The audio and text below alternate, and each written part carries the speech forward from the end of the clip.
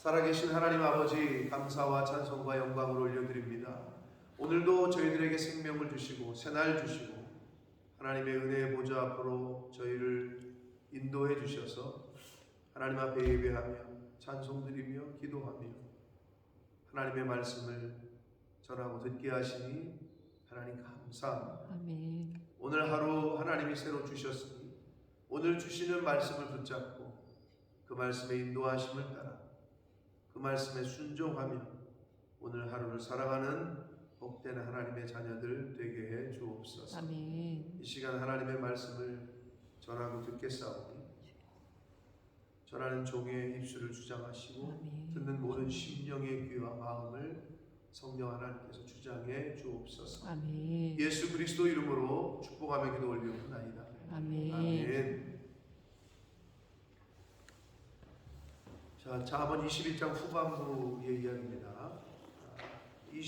15절부터 20절까지는 그 지혜로운 자와 어리석은 자의 그 대조, 특징적인 대인관계와 그에 따른 결과, 9절부터 이어지는 20절까지가 그러한 내용이 되겠고, 21절부터 23절까지는 의인과 지혜자의 성공과 안전에 대한 교훈.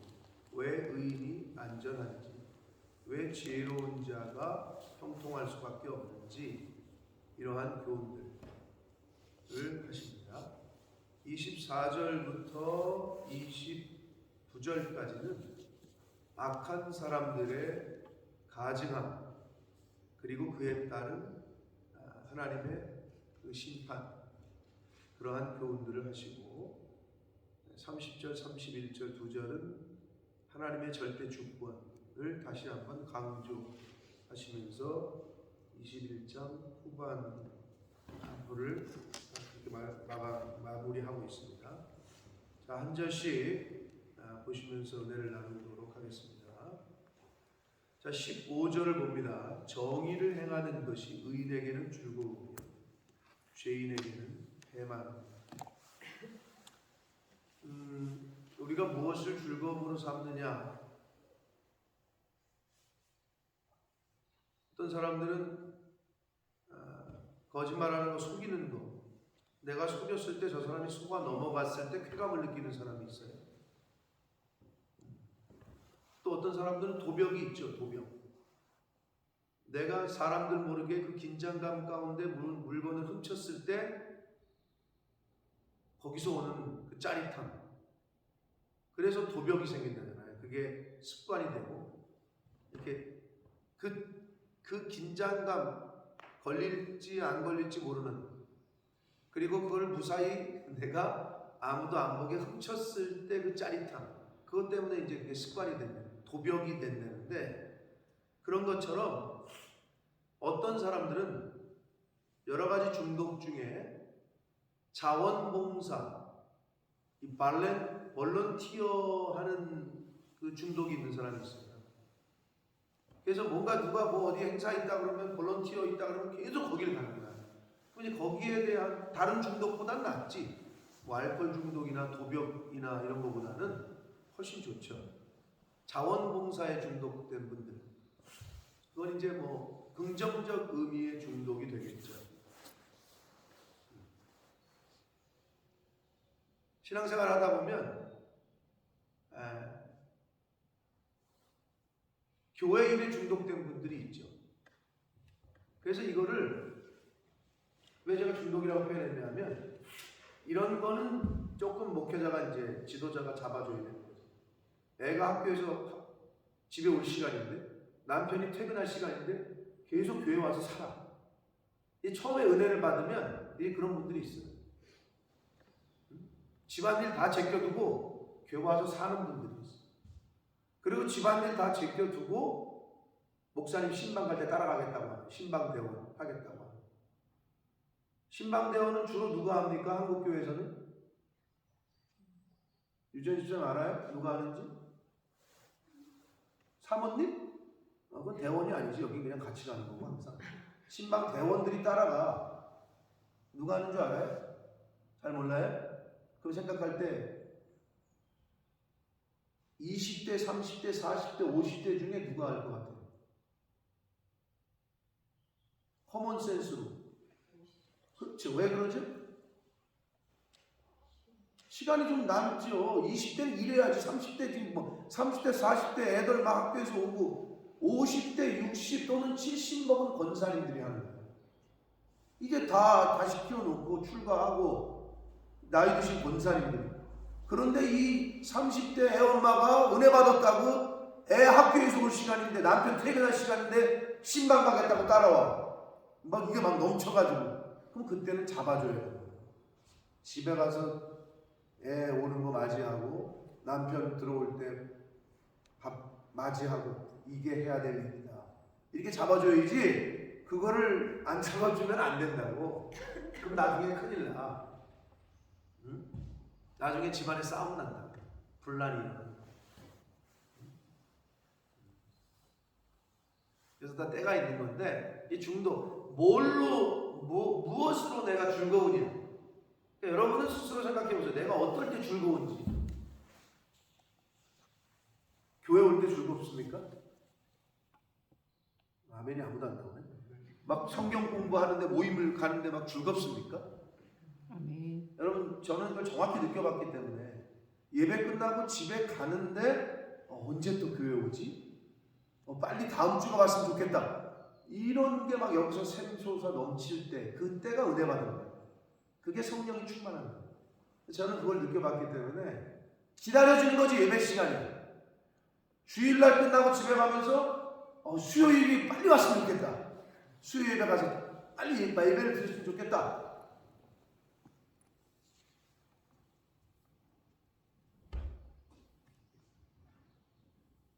저희 교회 성도님들도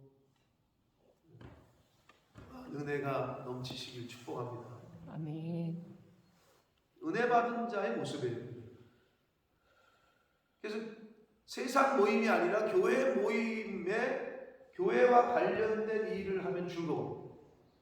내 시간을 드리고 내 돈을 쓰면서 하는데도 기쁨이 있어. 그게 훨씬 좋죠. 세상 것을 하면서 즐거운 것보다는. 근데 여기서 뭐라고 그래요? 정의를 행하는 것이 의인에게 즐거움이래. 하나님이 보실 때 정의로움, 하나님이 보실 때 의로움, 하나님이 보실 때 거룩함, 이런 것을 행하는 게 저와 여러분의 즐거움이 되시길 축복합니다. 아유, 저기 드라마 볼 때가 제일 즐겁지. 커피 한 잔 타가지고 앉아가지고 소파에 앉아가지고 드라마 볼 때가 제일 기쁘지. 이런 거하고는 차원이 달라. 이런 거.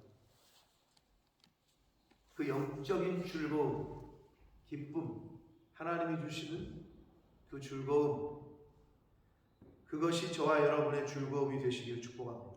아멘. 그게 의인에게는 즐거움이에요. 그런데 정의를 행하는 것이 죄인에게는 패망이죠. 죄인은 정의가 아니라 불의를 행해야지 즐거움이거든. 죄인들, 악한 사람들. 정직을 얘기하면 이 사람들은 죽어. 죄를 졌으니까. 그러니까 거짓을 얘기해야 이 사람들이 살아. 이제 이런 거죠. 빛과 어둠처럼 같을 수가 없거든. 거룩이 아니라 부정한 것이 좋은 거거든. 그러니까 내가 어디에 즐거움을 느끼는지를 스스로 자문자답해 보시는 거예요. 명철의 길을 떠난 사람은 사망의 회중에 거하리라. 명철의 길을 떠난 사람은 사망의 회중. 한마디로 이거 사망의 회중은 그 죽는 사람들의 무리들, 아무튼 그런 의미거든요. 그런데 명철의 길을 떠난 사람. 잠언 9장은 우리가 벌써 지나왔죠.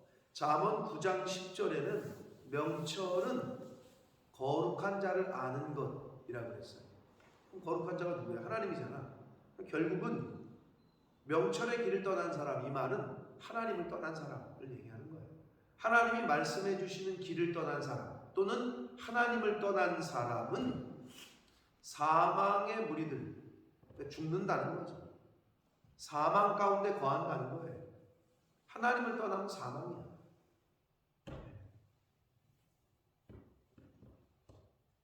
그 말씀을 하고 계십니다. 17절 연락을 좋아하는 자는 가난하게 되고 술과 기름을 좋아하는 자는 부하게 되지 못한다.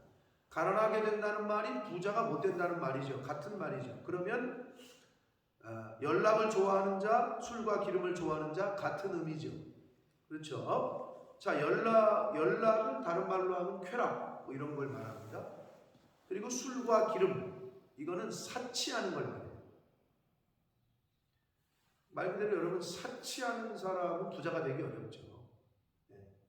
사치하는 사람 맨날 뭐 명품이나 사들이고 형편도 안 되는데 신상 나왔다고 계속 신상 사고 또 맨날 마시고 먹고 그냥 잔치만 벌리고 그럼 어떻게 돼요?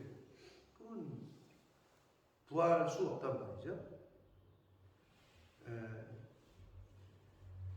이거를 조금 강하게 디모데전서에서 디모데는 뭐라고 얘기했냐면 디모데전서 5장 6절 바울 사도가 뭐라고 얘기했냐면 디모데에게 향락을 좋아하는 자는 살았으나 죽었다 라고까지 표현했어요. 향락을 좋아하는 자는 살은 것 같으나 죽었다 까지도 표현했다. 뭐 부자가 되고 가난하게 되고 이게 문제가 아니라 향락을 좋아하면 한마디로 이 세상 걸 좋아하면 근데 죽었다는 표현이 뭘까요? 영적으로 죽는다는 거예요. 영적으로 죽는다는 표현.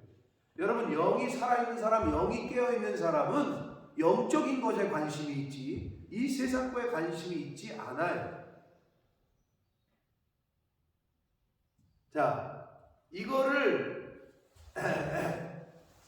런던에 올소울 처치가 있죠. 가보시면 아무도 못 가보셨구나. 들어보시면 올소울 처치라고 못 들어보셨어요? 거기에 유명한 목회했던 분이 누구예요?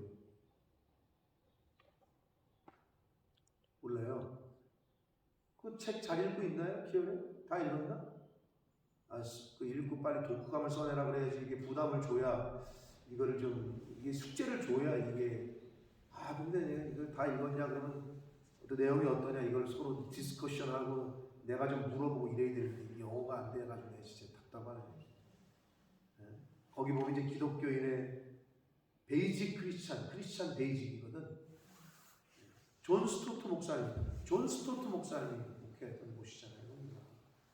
영국의 유명한 그분이 이런 말을 했어요. 내가 만족하면 영은 죽은 거래. 나를 부인하면 영이 사는데. 자, 향락, 쾌락, 내가 만족하는 거야. 내가 만족을 해. 나라는 나가 만족하면 영은 죽는데. 근데 나를 부인하면 영은 사는데. 자, 이게 이제 영성 있는 분들의 깨달음이 한 말이야. 그럼 이제 봐. 영이 살아있는 사람은 이 세상 걸로 만족하려고 안 한다는 거지.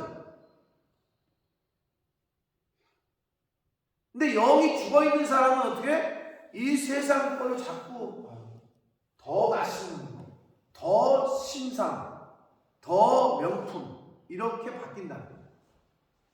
그런데 은혜를 받잖아요. 성령이 충만하잖아요.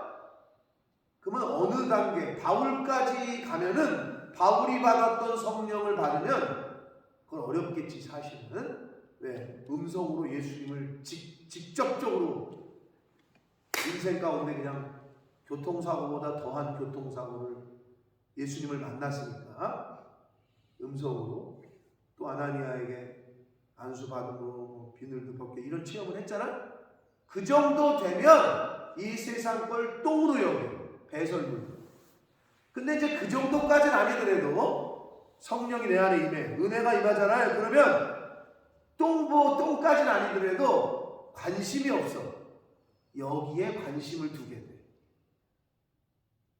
이걸로 여러분을 나는 어떤 상태인지 점검을 하시고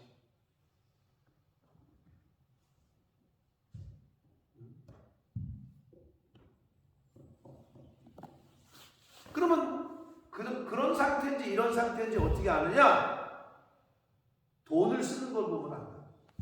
내가 물질을 어디에 더, 내 새끼 내 남편 뭐 나를 위해서는 신상 좋은 거를 사주는데 왠지 하나님 앞에 헌금할 때는 이건 이게 자꾸 계산하게 되고 놓다 뺐다 해도 되고, 그걸 하나님은 다 아신다는 거지. 마음의 중심. 내가 최상의 것은, 옛날 구약 시대에는 제사를 드릴 때는 어떻게 제물이 어떻게 흠집이 있는 건 아예 가져가지도 않았다. 흠집이 있는. 오늘날은 근데 그런 게 아니니까 그냥 돈으로 드리는 거니까 그게 어떠냐? 하나님은 다 아신다고 여러분. 나도 알지. 그리고 누가? 내 자녀들도 알아. 제가 누누이 말씀드립니다. 다음 주일 헌금을 언제 준비한다고? 저는 주일날 저녁에 준비한답니다. 집에 가서 예배 끝나고. 제 아내 여기 있지만 그날 예배드리고 그날 주일 저녁에 다음 주일 헌금을 딱 해가지고 딱 놓아가지고 딱 놓는 데가 있어. 여러분도 그렇게 하시겠죠? 그게 마음에 준비하는 자세 아니에요? 헌금해야 되는데 무슨 하나님이 뭐 저기 동정을 받으셔? 여기 와가지고 막 주머니에서 꺼내고 막, 그럼 준비가 된 거야 안 된 거야? 안 된 거죠. 하물며 여러분이 결혼식장 갈 때도 결혼식장 가가지고 거기서 지갑에 꺼내가지고 이렇게 넣는 사람도 있긴 있더라고. 그래요. 부주금을 미리 준비해. 하나님을 그렇게 대우해서는 안 돼. 금액의 많고 적음이 아니야. 그건 마음의 자세야. 태도. 아니 결혼식장 부주금도 미리 준비해가지고 여기다 딱 놓아가지고 가는 사람들이 여기 와가지고 그러면 뭐라고 하는지 서로 지금 속으로 그럴지 몰라. 아니 봉투가 여기 있으니까 그러는 거지. 마음이 있으면 내가 저기 지금 다 갖다 놨거든. 지난주에 헌금했던 봉투들을 집에 가져가서 하면 될 거 아니야. 그건 마음의 자세, 태도. 자, 그래서 영적인 거에 관심 있으면 이 세상의 향락과 쾌락과 이런 거는 아까도 말씀드렸습니다. 바울 사도는 어떻게? 배설물로 여긴다. 그렇게 돼요. 관심이 이동을 해요. 네, 관심이. 18절 악인은 의인의 속전이 되고 사악한 자는 정직한 자의 대신이 된다. 인스테드 오브거든요. 이 대신은. 그러니까 한마디로 악한 사람이 의인의 속전, 의인을 위해서 값을 치르고, 악한 자는 정직한 자를 대신해서 벌을 받는다. 이 말이거든요. 가장 좋은 예가 뭐죠? 어저께 우리 제자반 모임 때도 말씀을 드렸는데 가장 좋은 예는 에스더서에 나오는 모르드게와 하만이죠. 하만이 술수를, 개교를, 함정을 팠는데 그 악한 사람이 모르드게와 에스더 이스라엘 민족을 대신해서 지가 나무에 달려 죽었죠. 요게 이제 18절에 딱 맞는 예예요. 악한 사람은 정직한 사람을 대신하는, 의인을 대신. 악한 사람이 의인의 속전이는. 왜? 그게 정의죠. 그래야 하나님이 살아계신 거지. 그래야.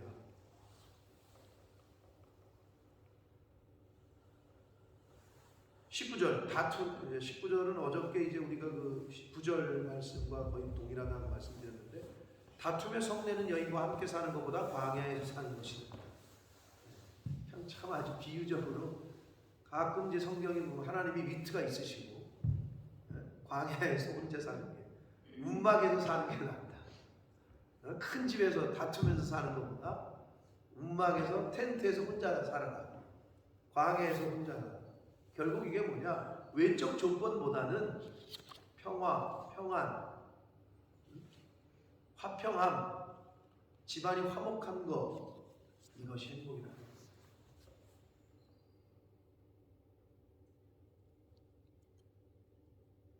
제가 아는 어떤 분들, 여러분 주변에도 많을 거예요. 빌딩이 몇 채고, 강남에 빌딩이 몇 채고, 뭐 집에 돈이 많은데 부모와 자식이 그 돈 때문에 상속 문제 때문에 막 등을 지고 형제지간에 네가 받을 거냐, 저게 내가 받을 거냐 해서 막 그냥 명절에도 안 모인대. 그게 어떨까? 그렇게 살면은 마음이 어떨까라는 생각이 들어요. 그래도 빌딩 상속 받으니까 좋다고 그럴지 모르겠는데 성경에는 음막에서 광야에서 혼자 사는 게 좋다. 즉 화목, 평안이 더 중요하다라는 걸 강조하십니다. 20절 지혜 있는 자의 집에는 귀한 보배와 기름이 있으나 미련한 자는 이것을 다 삼켜버린다. 한마디로 지혜 있는 자는 귀한 보배, 사람들이 보물로 여기는 것, 귀하게 여기는 것, 그리고 기름. 이 당시에 그 기름은 굉장히 귀한 거였어요. 화장품 또는 향수 원료로 쓰이기도 했고 치료용으로도 쓰였고 기름이 굉장히 귀한 거였다고. 근데 여기서 말하는 것은 지혜로운 자는 미래를 위해서 항상 미래를 준비하지만 어리석은 자는 이것을 삼켜버린다. 그러니까 다 소비하고 탕진한다 이런 말이에요. 그러니까 있으면 그냥 다 써버리고 그냥 하는 거야. 근데 지혜로운 사람은 다음을 준비하고 미래를 준비하는 거예요. 보릿고개라는 말이 있죠? 이전 집사님 알아요? 무슨 말이에요? 네? 가난? 네, 가난하고 연관된 말이에요. 보릿고개라고. 정말 가을에 추수하잖아요. 추수할 때는 이렇게 먹을 게 좀 있지. 추수 때. 근데 겨울을 지나면서 봄이 와서 봄에 씨 뿌리잖아요. 봄에 씨 뿌려서 가을에 추수하는 거잖아. 우리나라는. 뭐 다른 나라는 어떨지 모르겠습니다만. 그 이제 씨 뿌려서 추수 때까지 먹을 게 이제 점점 떨어진 거지, 식량이. 근데 이제 씨 뿌리려면은 씨가 있어야 되잖아. 그 종자가 있어. 종자돈이라는 말도 있듯이 씨를 뿌려야 수확을 하니까 그 옥수수로 말하면 씨 보리를 뿌릴 그 종자 아무리 배가 고파도 그건 먹지 말아야 된다고 얘기한다. 그걸 먹어버리면 끝이야. 그것까지도 먹을 수밖에 없는 그러한 그 극한 그 시기, 그 시기를 보릿고개라고 한단 말이에요. 근데 그때 그 종자할 거를 먹어버리면 어떻게 돼? 안 된다고. 근데 그거를 준비하지 않고 씨 뿌려야 될 거를 생각 안 하고 다 먹어버렸다. 그 얘기야.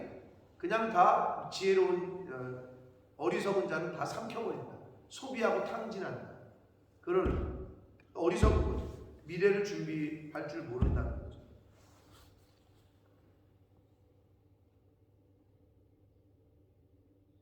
21절 봅니다. 공의와 인자를 따라 구하는 자는 생명과 공의와 영광을 얻는다. 공의와 인자, 결국은 하나님을 따라, 하나님의 말씀을 따라 이렇게 보시면 됩니다. 하나님의 말씀을 따라 구하고 하나님의 말씀을 따라 사는 자는 생명과 의로움, 공의와 영광을 얻는다. 그러니까 공의와 인자는 하나님의 말씀을 따라 이렇게 보시면 제일 이해하기가 쉬우십니다. 생명을 얻죠. 의로움, 칭의함도 얻죠. 영광도 얻는다. 22절 지혜로운 자는 용사의 성에 올라가서 그 성이 의지하는 방벽을 헌다. 한마디로 지혜로움이 용사, 세상의 어떤 힘 이런 걸로 대변되는 용사보다 더 우월하다. 힘보다 지혜가 더 우월하다라는 걸 말씀하고 있는 거예요. 세상의 권력보다 세상의 힘, 세상에서의 힘은 뭐예요? 돈이죠. 이 세상에서의 힘은 돈이야. 또는 권력보다 지혜가 더, 즉 하나님의 말씀이 더 우월하다. 하나님이 더 우월하다라는 걸 말씀하고 있습니다. 23절 입과 혀를 지키는 자. 잊을만 하면 나오죠. 말에 대한 교훈, 입을 지키는 거에 대한 교훈은 잊을만 하면 나오는데, 입과 혀를 지키는 자는 자기의 영혼을 환난에서 보존한다. 입에 파수꾼을 세워야 되는 이유가 거기 있습니다. 그래서 뭐 몇 번 계속 말씀드렸습니다만은, 매를 뭘로 벌어요? 유재현 집사님? 매를 벌어? 뭘로? 무슨 말인지 이해 못했어요? 돈은 뭘로 벌어요? 사실 입으로 버는 거예요. 골라. 남대문에서 말을 잘하고 립서비스를 잘하면 그 가게로 사람이 몰려. 가판 펴놓고 가만히 내고 앉아있잖아요. 돈 못 벌어. 계속 말해야 돼. 어머니 여기 막 이렇게 소리 질러야 돼. 언니 한번 와봐봐 이렇게 소리를 질러야 돼. 가만히 있으면은, 자, 돈도 입으로 벌고요, 매도 입으로 벌어. 아주 매를 번다 그러잖아요. 말할 때, 어떤 사람이 말할 때. 그러니까 입을 잘 지켜야 돼. 입을. 자, 그래서 여러 나라의 말에 대한 속담이 많은데요, 스코틀랜드에 이런 말에 대한 속담 중에 이런 속담이 있답니다.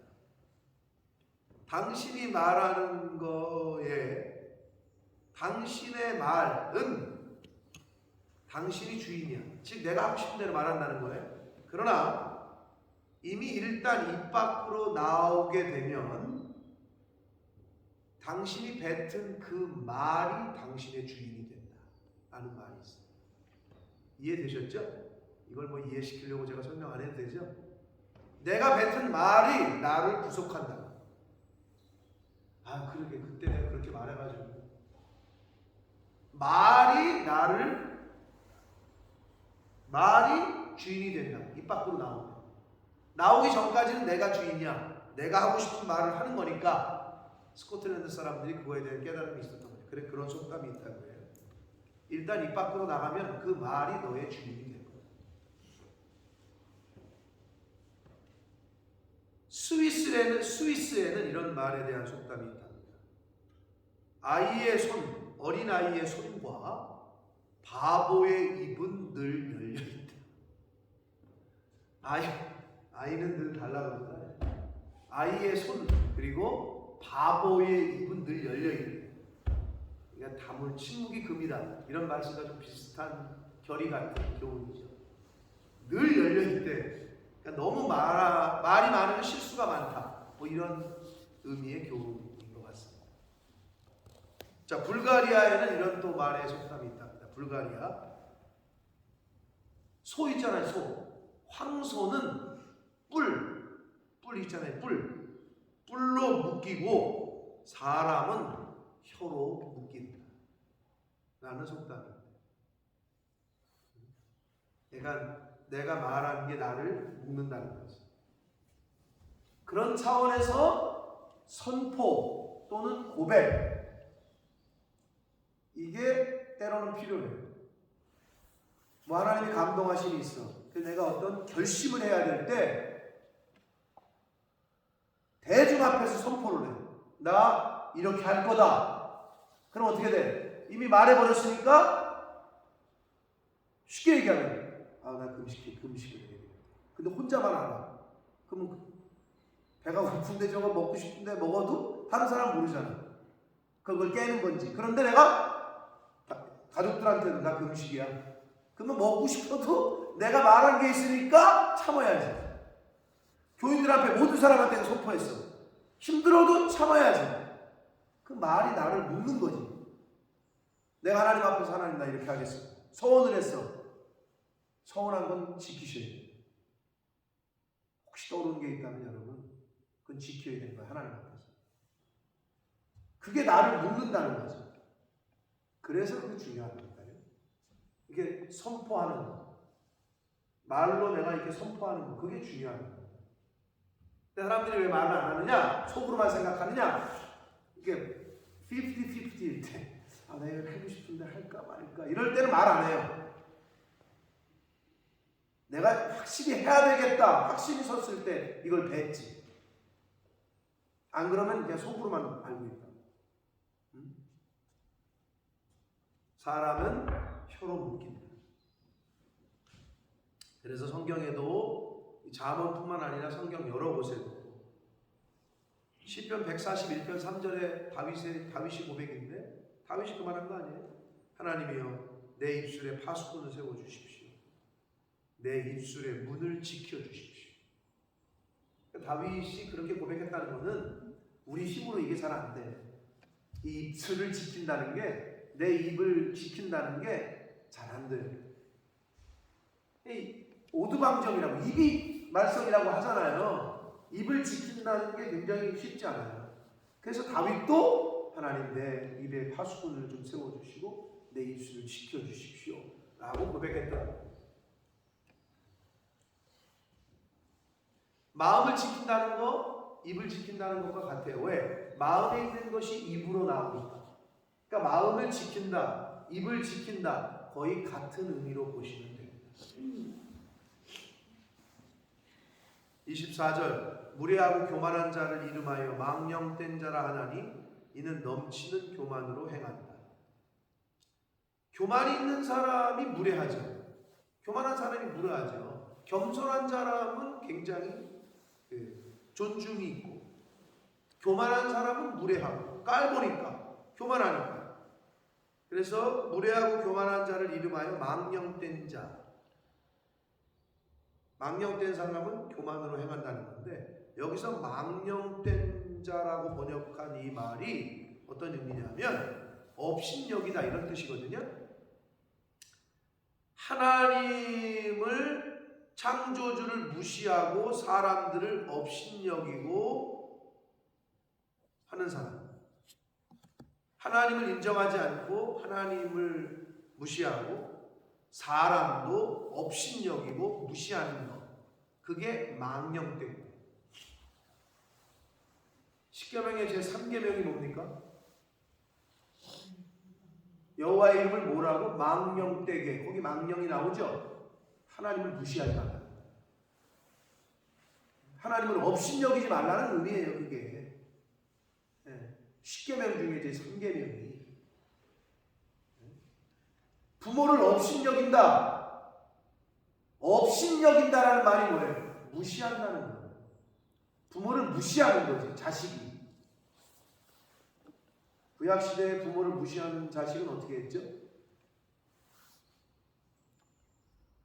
몰라요? 레위기 출애굽기에 보면 돌로 쳐 죽이라고 했어요. 하나님. 요즘은 근데 뭐 자식한테 맞는 시대가 됐으니까. 업신여기고 부모를 무시하면 돌로 쳐 죽이라고 합니다. 그 말이 왜 그러느냐? 그런 사람은 하나님도 그렇게 할 거라는 거예요. 하나님도 업신여기는데 부모야 오죽하겠어. 부모를 업신여기면 하나님도 업신여긴다. 망령되게라는 말이 바로 그런 말이에요. 25절 게으른 자의 욕망이 자기를 죽이나니 이는 자기의 손으로 일하기를 싫어한다. 게으른 자의 욕망은 게으름을 욕망해요. 자꾸 갈구해요. 그게 뭐야? 좀 더 자자, 좀 더 눕자. 부지런한 사람은 자꾸 부지런함을 갈망해요. 그게 특징이야. 돈을 벌어본 사람이 돈을 더 벌려고 그래. 근데 게으른 사람은 게으름을 더 추구해. 그냥 게으름을 더 갈구하는 거지. 당연히 뭐 망할 수밖에 없겠죠. 일하기를 싫어하는 거예요. 게으름을 좋아하는 거예요. 부지런함을 좋아하지 않고.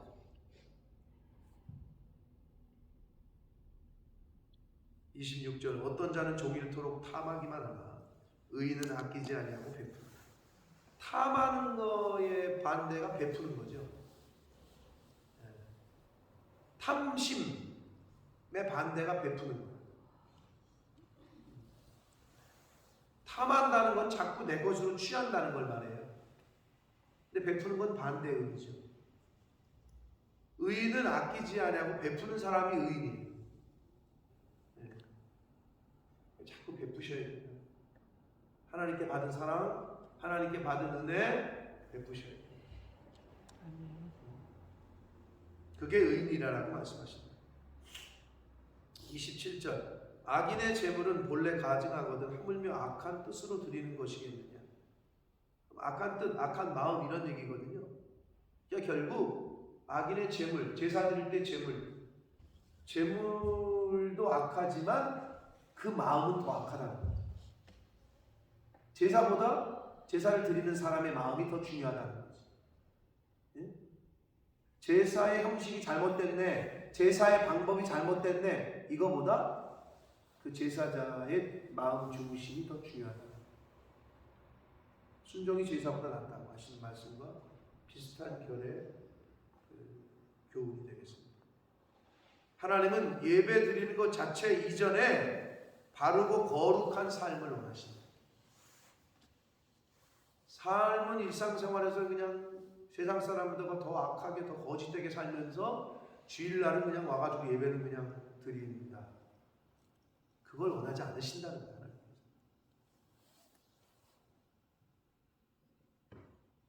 28절 거짓 증인은 패망하려니와 확실히 들은 사람의 말은 힘이 있다.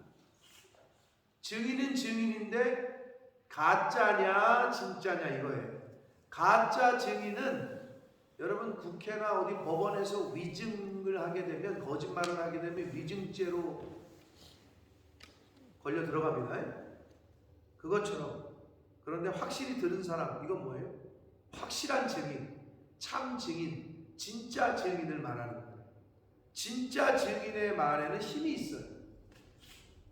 이거를 조금 확대해서 우리가 해석을 하자면 이런 거예요. 진짜 보고 진짜 내가 경험하고 먹어봤어? 먹어봤어. 써봤어? 써봤어. 써보고 먹어본 사람은 말에 힘이 있어요. 내가 먹어봤으니까, 내가 써봤으니까 이거 진짜 좋아. 그런데 먹어보지도 않고 써보지도 않은 사람이 물건을 팔면 이거 괜찮아요, 이거 괜찮다고 그래요. 그럼 힘이 없어. 내가 안 써봤기 때문에. 지금 무슨 말이냐, 신앙생활 할 때도 체험이 있고 경험이 있는 사람들은 저 복음을 전할 때도 힘이 있어요.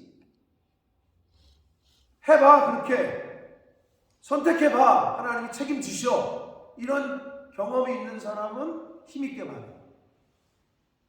근데 그런 경험이 없어. 그러면 힘이 없지.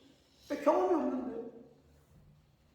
하나님이 도우시는 경험을 해본 적이 없는데, 하나님이 채워주시는 걸 경험해 본 적이 없는데, 하나님의 인도를 경험해 본 적이 없는데 무슨 말에 힘이 있겠어요? 먼저 하나님의 나라를 위해서 해봐. 그러면 다 채워주셔. 경험이 없는데. 근데 이걸 어떻게 얘기하냐.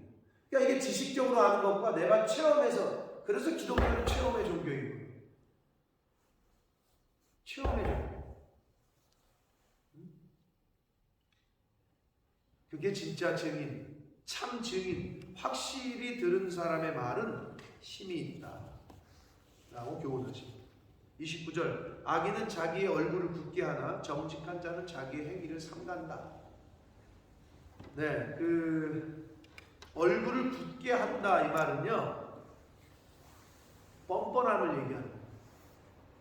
여러분, 사람이 잘못을 하거나 죄를 지면 어떻게 돼요? 사람이 부끄러운 줄 알아야지 이런 말 하잖아요. 부끄러움을 몰라. 그게 이 얼굴을 굳게 한다는 거예요. 여러분, 악한 사람은요, 방귀 낀 사람이 큰 소리 친다고 지가 잘못을 해놓고 큰 소리 쳐요. 네? 악인은 얼굴이 뻔뻔해. 아파트 주차장에 차 2대를 놓는 데를 약간 좁은 데는 이제 2대를 차지해. 그러면 부끄러워야 되는데 큰 소리를 쳐. 왜 이려? 야, 내 차는 벤츠고 네 차는 똥차인데 당연히 내 거는 여기 이렇게 해야지. 말도 안 되는 요즘 그 상식이 없는 사람들이 얼마나 많은지 몰라요. 오히려 그렇게 뻔뻔해. 그게 그 얘기야.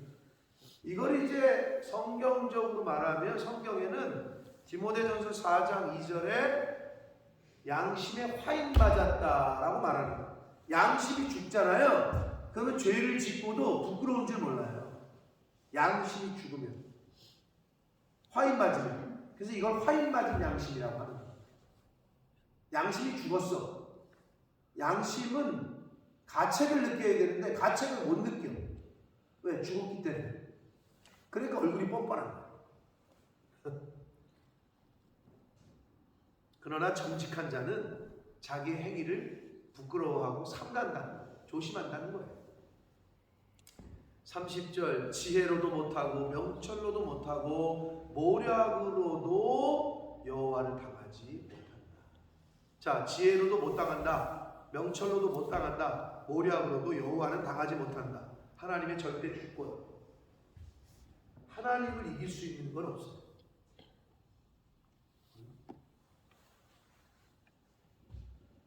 하나님을 당할 수 있는 건 없다고. 그러니까 착각하면 안 돼요. 31절 사울나를 위하여 마병을 예비한다. 이 당시의 마병은 국력의 상징이었어. 가장 강력한 무기야. 마병이. 기마병이 있는 데가 이겼다고, 다 휩쓸었다고, 그 당시에. 그렇겠죠, 당연히. 그러나 이김은 여호와께 있다. 결국에는 하나님이 이깁니다. 아멘. 여기서 이김은 구원으로도 번역할 수 있습니다. 구원하심은 여호와께 있다. 그러니까 우리가 하나님께 의지해야 되는 거예요. 마병에 의지해서는 안 되죠. 그래서 신명기에 보면은 이미 율법을 주실 때 그랬죠. 이스라엘 백성들에게, 이스라엘의 왕이 된 자들에게 뭐를 명하셨죠? 이스라엘의 왕이 되는 사람은 아내를 많이 두지 말라. 또 하나 뭐죠? 말을 많이 갖지 말라고 그랬잖아요. 마병. 사울은 자신의 힘을 의지했고 다윗은 하나님을 의지했어. 그래서 다윗 왕이 하나님을 의지한 그 징표가 뭐예요? 기억 안 나요? 사무엘상 할 때? 사무엘 하 8장에 보면 다윗이 말의 힘줄을 끊어버리잖아요. 말이 지금 한 마리 말이, 요즘도 말이 비싸죠? 나는 몰라 말이 얼마인지는. 근데 얘기 들어보니까 말이 있는 집은 부자라 그러더라고. 아무튼 말이 있어. 말이 요즘도 비싼데 그 당시에는 더 했다고. 말 한마디면 거의 뭐 대대 하나급이야. 마병을 갖고 있으면. 근데 있는 말도 아까워 죽겠는데 마병을 힘줄을 끊어버렸다. 하나님 의지하겠다는 거야. 이 정도는 돼야 된다는 거지. 그래야 다윗이 되는 거야. 마병을 끊어버렸다. 그 말의 힘줄을 끊어버렸다. 우리 같으면 하나라도 더 어떻게 군사력을 강화하기 위해서 비축을 할 텐데. 그러니까 군사력이 아니라 하나님을 의지하겠다는 어떤 믿음의 행동인 거죠. 요 차이라니까요. 요 차이가 바로 큰 차이예요. 힘줄을 끊어버려요. 사랑하는 성도 여러분, 여호와 니시, 하나님의 별명 중에, 별칭 중에 여호와 니시라는 그 닉네임이 있습니다. 승리하는, 여호와는 나의 깃발. 하나님을 의지할 때 우리가 승리합니다. 여러분, 사람을 의지해서도 안 되고, 지혜를 의지해서도 안 되고, 그 어떤 누구의 말을 의지해서도 안 되고, 재물을 의지해서도 안 되고, 하나님을 의지할 때 우리가 승리할 수 있습니다. 왜? 이김은, 구원은 여호와께 있습니다. 아멘. 여호와를 당할 자가 없습니다. 아멘. 하나님을 의지하시는 오늘 하루가 되시고, 복된 인생이 되시기를 예수 그리스도 이름으로 축복합니다. 아멘. 살아계신 하나님 아버지, 감사와 찬송과 영광을 올려드립니다. 아버지 감사합니다. 새날 주시고 또 오늘 하루를 살아갈 양식, 영의 양식을 주시니 감사합니다.